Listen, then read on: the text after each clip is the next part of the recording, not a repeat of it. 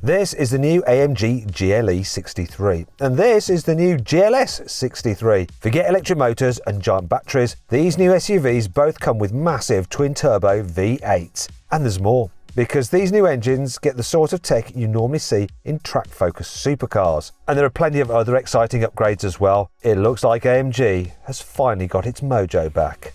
But before we get into the engines, we need to talk about the design. Starting with this GLE 63. Just look at the front end. The old car wasn't exactly subtle, but this one has dialed the aggression all the way up. The new grille is bigger, bolder, and has a silver ring around the edge, which makes the car look like it's getting a dental exam. And check out what it looks like at night. Yeah, the whole thing lights up like an influencer's ring light. And speaking of lights, just look at what the designers have done to the headlamps. Instead of a relatively subtle nod to the iconic Mercedes logo, like on the AMG GT 4-door, you get 4 massive stars across the front. They remind me of novelty sunglasses, which probably isn't the high-end image Mercedes was going for. And it's the same story on the GLS, although on that car, the stars are stacked vertically, so they look more like face tattoos. The rest of the new car's bumpers are actually pretty similar to before. You get large intakes on either side and some contrasting trim at the edge of the front splitter, but that's it. It's almost impossible to spot the differences down the side. The bodywork is almost identical, and yes, you'll be able to get the GLE as this coupe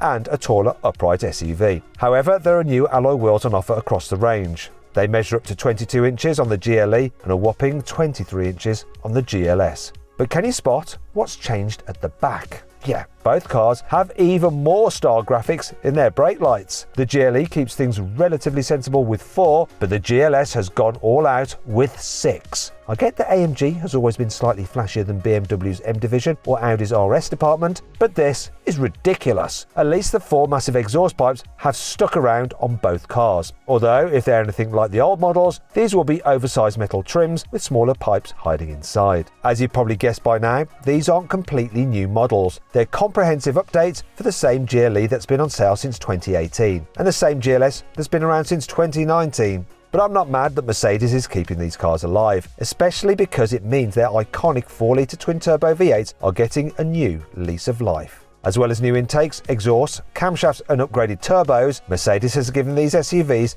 a new flat-plane crank. The crankshaft converts the piston's up and down motion into rotation. A cross-plane crank has its throws set 90 degrees apart, giving a rumbling V8 sound, but more inertia.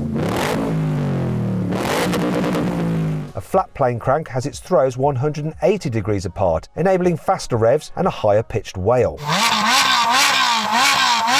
Ferrari famously uses flat plane cranks in its V8 supercars, and so did AMG in the ultra-exclusive GT Black series. So what on earth is it using a flat plane crank for on a big heavy SUV? Well, it's not for huge power gains. Both cars have 612 horsepower and 850 Nm of torque, which is the same as before. And they still use the same 22 horsepower electric motor and mild hybrid system to save a bit of fuel when you're cruising and add an extra 205 Nm of torque when you suddenly accelerate. But there is method in AMG's apparent madness. The internals of a flat plane crank V8 tend to be lighter than a cross plane crank, and this is one reason why they can rev up so quickly and hit insane red lines. This saves fuel and therefore reduces carbon dioxide emissions. Also with a flat plane crank, the exhaust pulses coming from each cylinder bank are more regular. That's why they have that high-pitched wail.